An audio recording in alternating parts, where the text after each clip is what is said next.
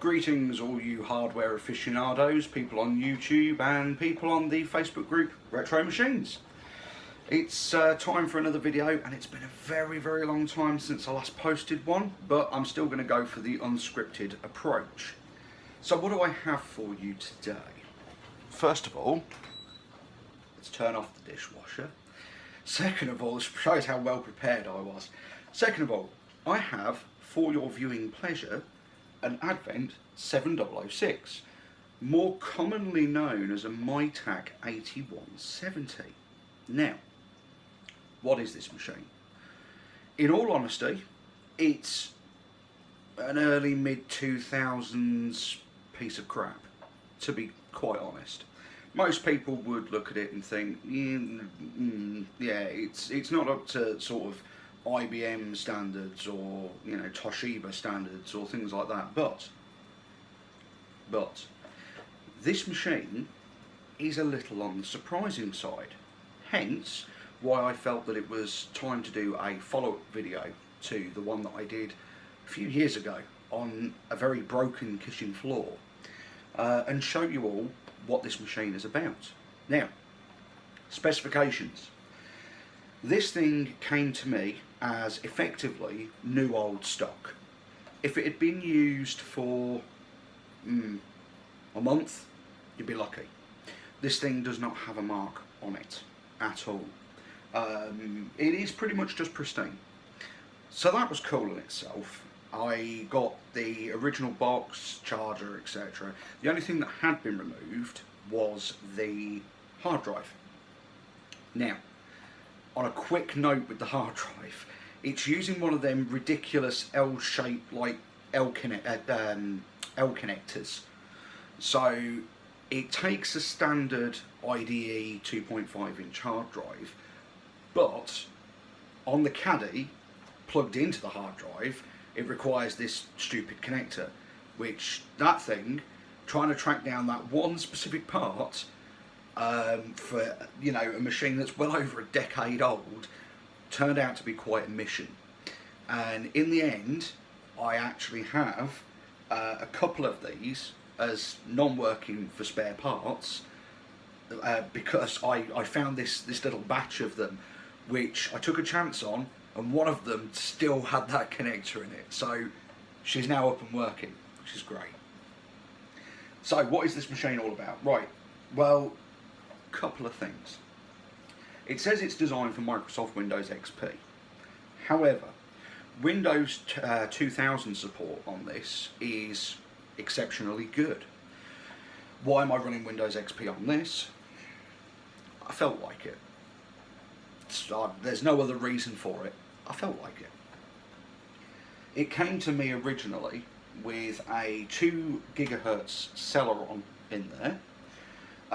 It has got 1 gig of Samsung DDR memory, which is old DDR SD memory, but the sticks are very well matched.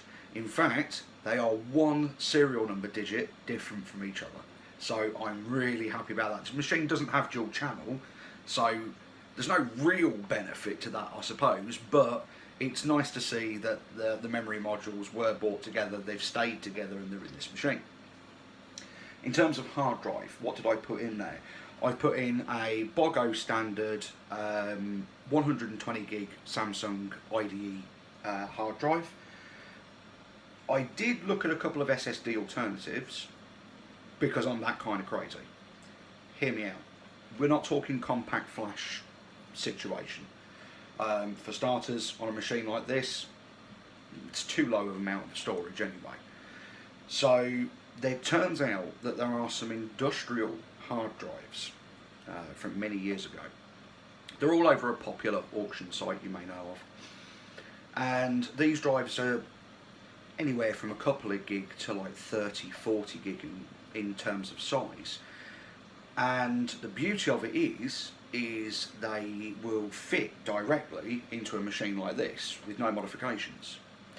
However, I didn't go for it for a couple of reasons. One of those reasons being price. They were asking stupid money for them.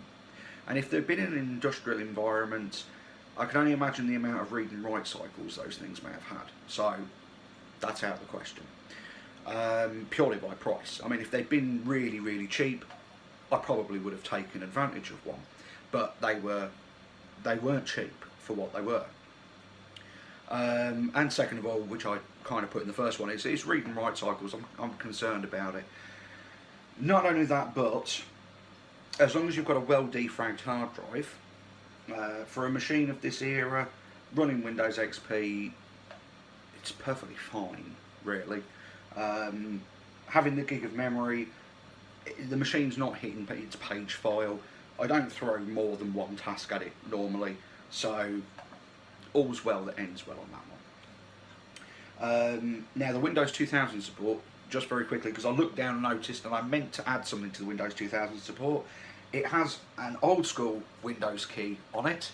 It doesn't have the XP and above key, so that's kind of cool. Now this machine it has analog audio, it's got a little volume scroller, it's Firewire on the front, headphone and microphone jack. We have a DVD-ROM and CD rewriter, which is in the side there. We've got an infrared port. On the back is your standard VGA out. You've got your standard parallel port, 2 USBs, which I believe are 1.1 on this, and the DC charging jack. We will have a look at this machine's party piece, because there's a party piece, shortly. But for now, we'll go over a few of the base specifications. One of the things that I am using with this, of course, Windows XP, I am using the Windows XP Updates Registry Hack. If you don't know what that is, here's a free Google search ticket. Go find it. Very useful for Windows XP. Gives you updates, although one of them is causing an issue, which I'll explain in a moment, up to 2019, end of 2019, I think. After that, we're pretty screwed. So let's hope that the Windows XP community is as robust and adventurous as the Windows 2000 community. The reason I say that is I've got a very interesting video coming up for a later date. As for this thing, yeah, so it's running Windows XP. In terms of web browser, I'm using Chameleon, which is absolutely superb for older machines like this, and even the IBM that we'll get to in the next video, it's superb. It really is. Gives you the ability to turn off things like JavaScript and whatnot on the fly, which is just fantastic. It will browse modern websites. It browses them rather well, provided they're not JavaScript heavy. If they're JavaScript heavy and they're designed with JavaScript in mind and you've turned it off, you're going to have to turn it on to go back on.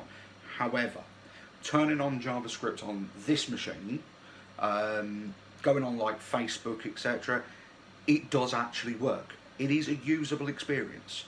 It's not the best experience, but it is usable. So it's a bonus for the machine in that respect.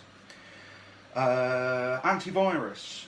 I'm using Avast because Avast has got a interesting little statement on one of their pages, the XP support page, for you to get their antivirus.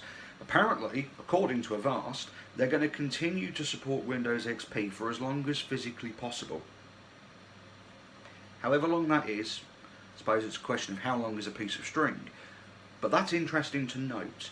One of the other interesting things, while there is a small performance decrease by installing Avast on this machine, it's not been huge.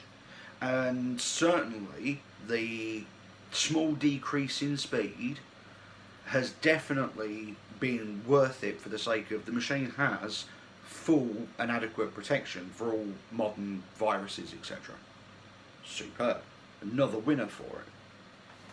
So, in terms of this machine, what are we looking at? The motherboard is a custom board that was obviously designed for these particular machines. Where did this particular machine come from? It's a Chinese no-name brand kind of thing that was shipped out to different vendors for them to put their own names on. Hence why, even though this is supposedly a Mitac 8170, it's branded here in the UK as an Advent 7006. Now, as it's an Advent system, I can draw the conclusion that the original seller of this machine was the DSG Retail Group, aka for the UK peoples, PC World, and what used to be Dixons and Currys, before they put it all as one big thing, namely PC World. Also, because, well, I'm that clever, I suppose, by my powers of deduction, the Retail XP key on the bottom, which happens to be a Windows XP Pro key, which is slightly unusual, really, for where this was sold, also says DSG Retail Group. So, winner, winner. I've given away my trade secrets. I now don't look as good as I did just a few moments ago, which is, it's one of those things. However, the motherboard in this, I have recently had it out. I must compliment them for the design aspects of this machine, apart from one thing. As I'm sure Mr. Mark Thurston, who is also a member of the Retro Machines group, will note, aka Betamax 80, trying to get to the CMOS battery on this is a pain like no other that man has ever known. You take the keyboard off, underneath is a convenient little compartment where you can unplug the keyboard. And then you can see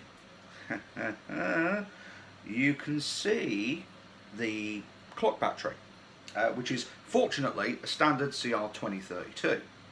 Thank goodness. Can you get to it though? No. You have to disassemble the entire machine. I mean every screw to get to that clock battery. I'm a little upset at the moment because I did that the other night whilst having a chat with Mr. Betamax over voice over IP. And it turns out that the battery that I fitted, which I thought was good, is not good. So I've got to do it again. Funnily enough, I think I'm going to take the option of, I don't know, perhaps just setting the time and date every time I turn the machine on, because again, with age and obviously lack of use, this battery that's in this machine is dead. But that is something that I want to refurbish, so it can actually be unplugged and moved. But the motherboard, apart from that one specific thing with the clock battery, the motherboard is so nice. I genuinely, it is absolutely lovely. There is not a single resistor, fuse, whatever that is out of alignment. It is perfect. I couldn't believe it, in all honesty. It's also using solid state caps as well. Back when this thing was made, those would have been quite expensive. And I am genuinely shocked to have seen it. I really am. It's not what I expected at all. It really is not what I expected at all. But the motherboard is absolutely gorgeous. It really is. From an engineer's standpoint, it's so pretty. It really is. It may not have the best componentry on it. It may be slightly lackluster in terms of performance, but in terms of build quality, I really can't argue with the thing. It is very, very nice. So, the motherboard, let's see if it specifies any particular information about the motherboard. Okay, so we've got a little bit of information here, not a massive amount, just primarily the manufacturer's ID, which is 8170. So if you're ever looking for parts for these machines, type Mitac 8170, regardless of what brand you have. As long as it physically looks like this, it's a Mitac 8170. So that's all we've got for the motherboard. It just tells you what the bus speed is, etc. Real clock's 100 megahertz. There's not a massive amount in there, to be quite honest. In terms of display, the display is interesting. The display is very, very interesting. On this machine, we have what's known as an ATI Mobility Radeon M6. But let me regale you with a tale. This machine, or rather its video card, is a complete and total royal pain in the backside. I kid you not. I went through 15 different driver installations from 15 different vendors to try and get this thing to be installed. It wouldn't install. Windows 2000, Windows XP, identical issues. Code 10, this device cannot start. That's all I kept getting. And I thought, knackered video card. But then I found a forum post. Please don't ask me where I found it. This was a long time ago. But it was a cached forum post. And in there, it basically said that this particular machine required the original driver installation disc. Where to find such a thing? Because whilst I had the box, charger, etc., even the phone packaging and everything for it, there was no backup discs. And it turned out that because this is an M6-D, as it comes up on this machine, it's not your everyday standard ATI Mobility Radeon M6. But I got very, very lucky. And what I'll do on the YouTube video is actually provide a link to where I picked up that software from. It's invaluable. Worst comes to the worst, I personally, if anybody is ever interested, will continue to have an ISO copy of that disc on my own FTP server. So it'll always be there. But this thing, why it required that specific disc with that specific driver on, I have absolutely no idea. Because looking into the driver, I can't see any differences between that and the version I got from Dell. There's got to be something in there, but I sure as heck aren't finding it. So I have no idea what it could be. But it took me ages to find that disc, but I eventually found it. Problem solved. Although the driver version is quite old. But as I say, we have a ATI Mobility Radeon M6 on here. I'm going to have to look at the specifications, I apologise. It is running on a 4x AGP bus. Not too shabby. 16 megabytes of dedicated video memory. It does not use system memory. It's designed to use that 16 meg. We have one pixel pipeline. We have one vertex shader, version 1.1 for that. We have one pixel shader, and it was originally designed for use with DirectX 7. Although this machine is running quite happily with DirectX 9C. Superb. Apart from the processor, I can't think of anything else really that's going to be of interest. Not without going really nitty-gritty, but as for the CPU, as I mentioned, and for eagle-eyed viewers and people with good hearing, you would have heard me say this machine came with an Intel Celeron. It was 2 GHz in nature. It has been replaced. It's very easy to replace it as well, which I will demonstrate in a little while. This machine is currently running I believe it's a Northwood. In fact, do you know what? I'm going to find out, because I don't want to look like a complete and total idiot. It is a Northwood.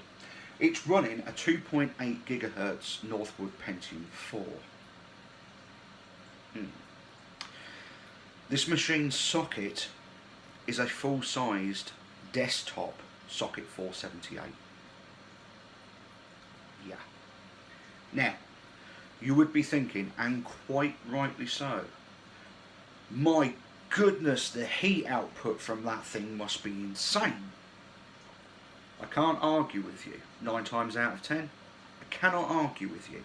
The Pentium 4 was never well known for its exceptionally good power consumption to performance and price, etc., as well as it was never very well known for, excellent heat output, in terms of it's cold. Most of them tend to behave more like a portable electric heater, just munching through kilowatts after kilowatts of energy and pound notes and pound notes of my money to produce primarily nothing but heat. It's like that young guy who gets his first car and it's a complete and total bag of crap, and it's not very fast, and it's horrible and rusty and old, and he spends all of his time with his foot to the floor just going very slowly, making lots of noise. That's what most Pentium 4s are like, to be quite honest. You can get some speed out of them. I suppose it's not quite a fair thing to say, but considering I have a Pentium 4 EE edition sat down there, aka the Retro Pentium 4 machine, which was all over my YouTube channel. And yes, I do still have that machine in its last configuration that it was seen in, and she's still going well. She's lacking a power supply at the moment, she's still alive. Now, most Pentium 4s, in all honesty, they were pretty crap. They were powerful for their time, yes, but they weren't amazing. This thing is putting out what I can only describe as cool air. I'm not even joking. Cool air. Under load, it'll hit nearly 60 degrees Celsius. Okay, fair enough. But look at the form factor it's in. It's pretty tight there. But the machine has ventilation from underneath and reasonably tall feet for what it is. It has ventilation underneath, which I've removed the mesh. Where did I put it, actually? Ah, here it is. I have removed that from, in fact, on my black t-shirt, there you are, you can see it. I've removed that from the system. Let's be honest, in fact, let's get a bit close on that. That's not going to stop dust, to be quite honest. And it just impedes airflow. Even if it is by the tiniest little amount, which I suspect it is, it still impedes airflow. Goodbye piece of mesh. It also has side intake for the ventilation, and on the top as well. So they knew this thing would get hot. And they've put in what I consider to be, for a machine of this era, looking at other machines similar, not using a full-blown desktop variant of that CPU, adequate cooling. It's not bad. The heatsink itself is primarily aluminium on the outside, but has a copper core with copper heat pipes. When I say copper, there's a lot of copper there. That's actually it's a considerable amount. When I first got this, I did notice a small problem though. In that, when I started to investigate it and found out about this whole CPU business, I took the cooler off.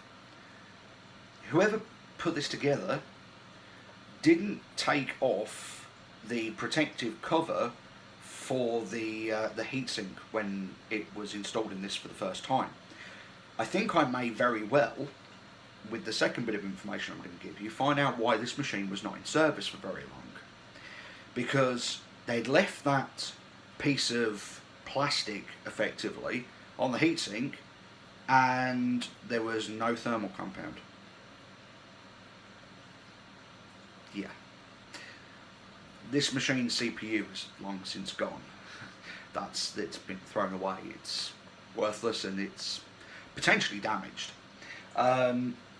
Fortunately, after having to sit there and with a Dremel and a polishing wheel and whatnot, clean this heatsink up and take off all that horrible, nasty, melted plastic, I can now report the machine is running beautifully. It has a lovely, lovely copper heatsink that is machine polished. Finding a scratch on it with the naked eye, you're going to be lucky. It's been machine polished that well, and currently has some Arctic Silver 5. Winner. What I would have done if I could was probably use a pure copper substitute, but Arctic Silver 5 will be just fine. So that's what's in here. The machine does have an issue with the BIOS. It can't register the CPU above 2.1 gigahertz. However, Windows is using the full 2.8. There doesn't seem to be an BIOS update or anything that will sort this out. It seems to be a small quirk of the machine in the fact that it's just not reporting that other 700 megahertz, but it is using it. So all's well that ends well in that respect. So what we're going to do is we're going to turn this machine off. Although with it being exceptionally hot in this kitchen, all of a sudden the fan started to ramp up a little bit. So now's a good time to turn it off to make myself seem really good again. So let's switch this off. I will give it a few seconds. There is no internal Wi-Fi for those who may potentially ask such a thing. I am using a PC card for the side. There is an internal microphone. I completely forgot about that. Up-down buttons on the mouse pad. As you can probably tell, I'm wasting time while this thing shuts down. That is one of the annoyances. But then I do need to give this hard drive a damn good defrag. The original installation CD for this comes with a lovely little program. I think it's called ESB, where you can actually program these 5 buttons along the top, and you can use them to launch applications that you choose, which I kind of like that. Anyway, the machine is turned off. What I will need to do is turn my back to you very rudely, I apologise all, and get my screwdriver set, because I'm going to show you what happens when you take the keyboard off and what it looks like. Although we're not going to go massively in depth in the thing, so if you're expecting a full teardown video, no, I have no intentions of tearing this thing down again for a little while. But when I do, I'll try and make a video of it. So, first thing you do is the top cover, you push it sideways to the left and it just slides off. Those are the multimedia buttons which I was talking about. So, underneath we have 3 screws that need to come out to remove the keyboard. One of them is here, above the F11 key, one above the F5 key and one above the F1 key. So we'll remove those now, and hopefully I won't drop them in the machine. They are very small after all. Let's take this one out, and we'll take out the final one that is here. There we are. So I'm going to lift the keyboard and flip it forward. Now what we have exposed here is one of the biggest RF shields I have ever seen. This thing is metal. It surrounds the whole board. In case you don't believe me, metal. So the CPU is located underneath this handy compartment just here, which we will also, for the sake of science and curiosity, we will also remove this, although getting the screws out may prove to be a slight pain in the backside because they are recessed and this is a non-magnetic screwdriver. Not that I always use non-magnetic screwdrivers. I have been known to use magnetic screwdrivers in larger PCs, primarily because I know what I'm doing, he says. So this plate comes off, which has also got a little key on it, but why you'd need a key I have no idea. And there is the plate. Again, it's not the best quality metal in the world, but it is metal. How am I going to do this without moving the camera? I don't want to make you all seasick, so I'm going to lift the machine up and hope that nothing falls down. So as you can see, that's a not bad shot.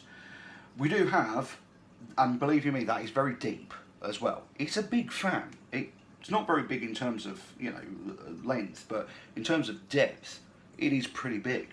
And it does shift some serious air as well.